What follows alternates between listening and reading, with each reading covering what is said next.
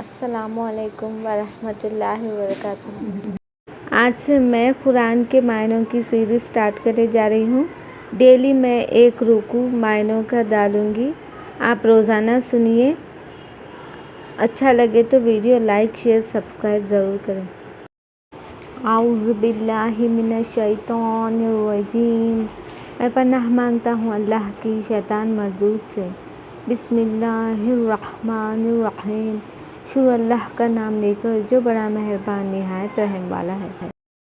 ساری تعریفیں اللہ ہی کے لیے سزاوار ہے جو سارے جہانوں کا پالنے والا ہے، جو بڑا مہربان اور نہایت رحم والا ہے، جو روز جزا کا مالک ہے۔ ہم تیری ہی عبادت کرتے ہیں اور تجھی سے مدد طلب کرتے ہیں۔